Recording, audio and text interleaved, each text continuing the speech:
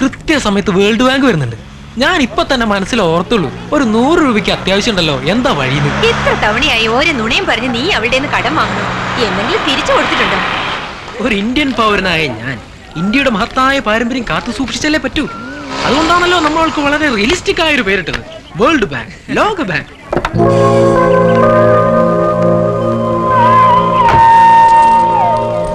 വർഷ, good morning.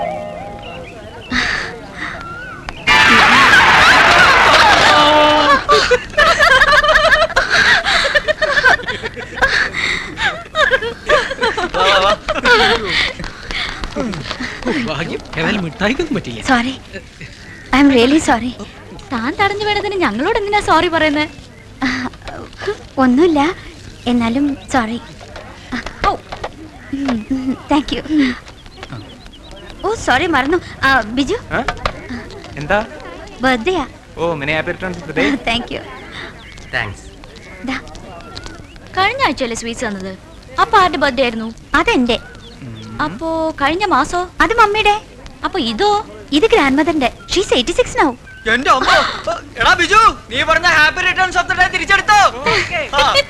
എനിക്ക് വർഷയോട് ഒരു കാര്യം പറയണ്ടായിരുന്നു. എന്താ പക്ഷേ? ഹലോ. പ്രായമായ 3 സഹോദരിമാര്, രോഗിയായ അമ്മ, വല്ലപ്പോഴും മാത്രം വീട്ടിൽ വരുന്ന മുഴുക്കുടിയനായ അച്ഛൻ, ദാരിദ്ര്യരേഖയ്ക്ക് താഴെ ജീവിക്കുന്ന പാവപ്പെട്ട കുടുംബത്തിലെ നിർധനനായ കോളേജ് വിദ്യാർത്ഥിക്ക് തന്റെ സവാടികളെ പോലെ മോഹങ്ങളുണ്ടാവില്ലേ? അതൊരു തെറ്റാണോ? വല്ലപ്പോഴും ഒരു സിഗരറ്റ് വലിക്കുന്നത്, ഒരു ചായ കുടിക്കുന്നത് പാവാണോ? എന്നിട്ടോ മൂർഖം കടക്കാരൻ ഭാസ്കരേട്ടൻ എന്റെ കുത്തിരി പിടിച്ചു നിർത്തി.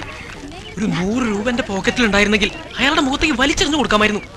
ഞാൻ തന്നല്ലോ, അത് അയാളുടെ മുഖത്തേക്ക് വലിച്ചെറിഞ്ഞു കൊടുത്തില്ലേ? അത് ജ്യൂസ് കടക്കാരൻ ദേവസ്യേട്ടന്റെ മുഖത്ത്. ഇത് മനസ്സിലായി.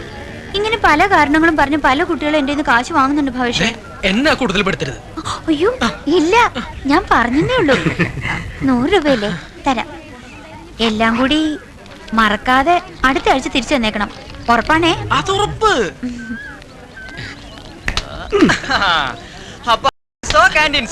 അതവന്റെ പോക്കറ്റ്സിൽ. Thank you. ഒരുപാട് ആയിട്ട് അലച്ചതാണ് മോനെ.